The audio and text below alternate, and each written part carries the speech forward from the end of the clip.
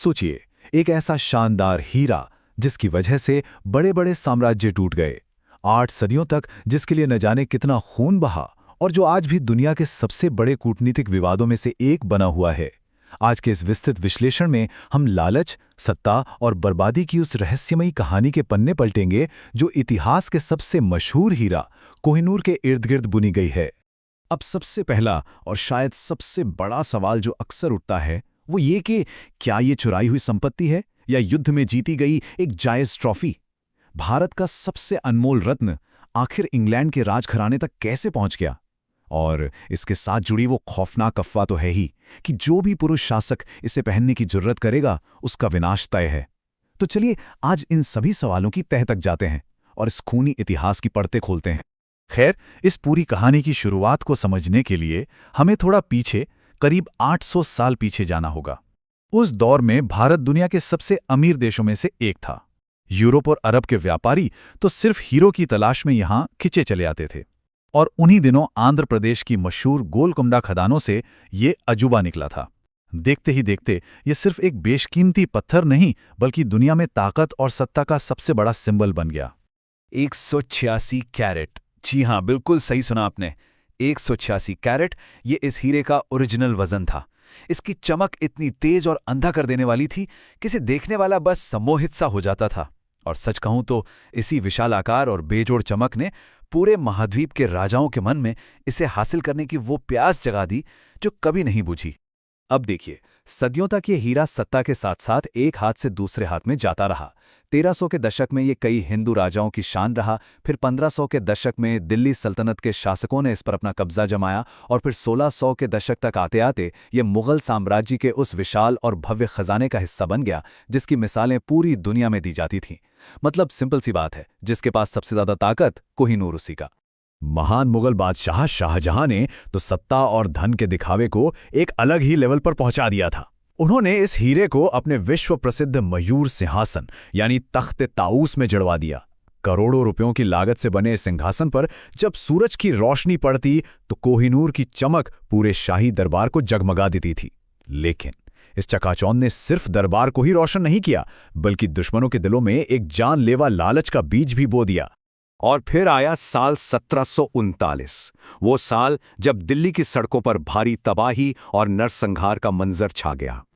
हुआ यूं कि ईरान के क्रूर शासक नादिर शाह ने एक कमजोर पड़ते मुगल साम्राज्य पर भयानक हमला कर दिया।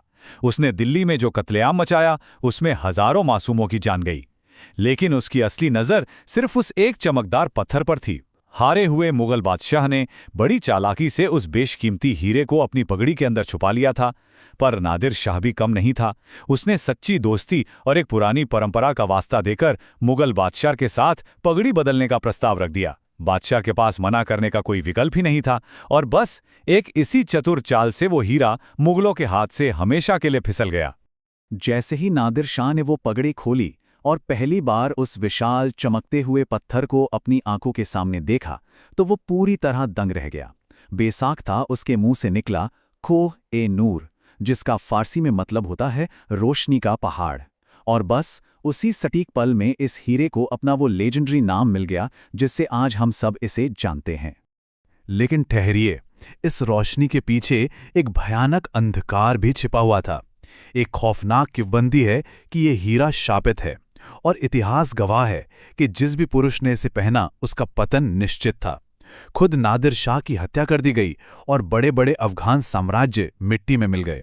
यही वजह है कि आगे चलकर जब ये हीरा ब्रिटिश राजघराने के पास पहुंचा तो उन्होंने ये सख्त नियम बना दिया कि ताज में जड़ा ये हीरा सिर्फ और सिर्फ रानी या कोई महिला शासक ही पहनेंगी। खैर, वक्त आगे बढ़ा और इस खूनी हीरे का सफर जा पहुंचा पंजाब, जहां सिख साम्राज्य का डंका बज रहा था। महाराजा रंजीत सिंह के शासनकाल में कोहिनूर सिख साम्राज्य के असीम गौरव और ताकत का प्रतीक बन गया था। लेकिन उनके निधन के बाद एक बहुत बड़ा राजनीतिक शून्य पैदा हो गया और सिख साम्राज्य कमजोर पड़ने लगा। ब्रिटिश ईस्ट इंडिया कंपनी तो जैसे इसी मौके की ताक में बैठी थी। अंग्रेजों ने सिखों को युद्ध में हरा दिया। बात है 1849 की, जब ब्रिटिश सत्ता ने नन्हे महाराजा दलीप सिंह, जो उस वक्त महज एक बच्चे थे, उन पर भारी दबाव डालकर एक संधि साइन करवा ली। और इसी संधि के जरिए कोहिनूर हमेशा हमेशा के लिए अंग्रेजों के हाथों में चला गया। और यहीं से शुरू होती है इस रोशनी के पहाड़ की इंग्लैंड तक की वो यात्रा जिसने इसका रूप हमेशा के लिए बदल दिया।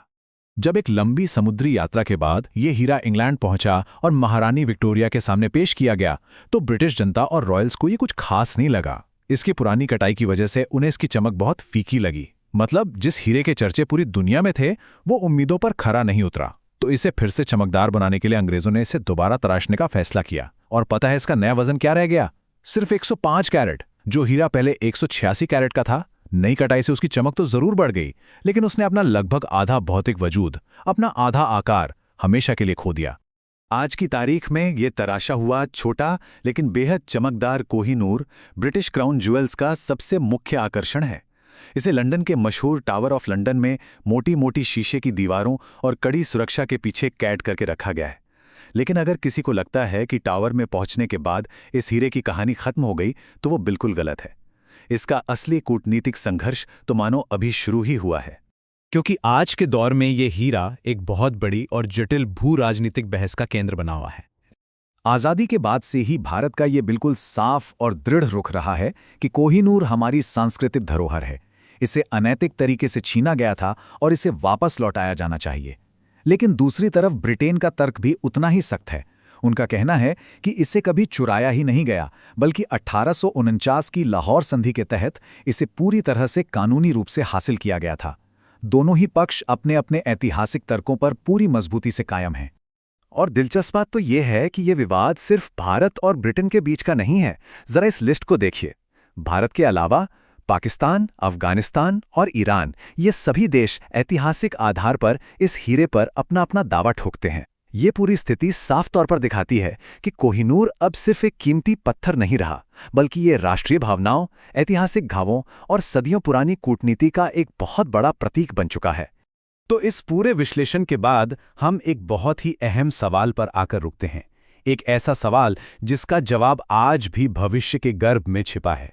लालच, भयानक युद्धों और बड़े बड़े साम्राज्यों के पतन की 800 साल लंबी यात्रा देखने के बाद क्या इतने खून खराबे और संधियों का गवाह रहा ये रोशनी का पहाड़ कभी लौटकर अपनी जन्मभूमि वापस आ पाएगा? ये एक ऐसा सवाल है जो इतिहास के पन्नों से निकलकर आज भी गूंज रहा है और जिस पर हम सभी को गहराई से विचार करना चाहिए।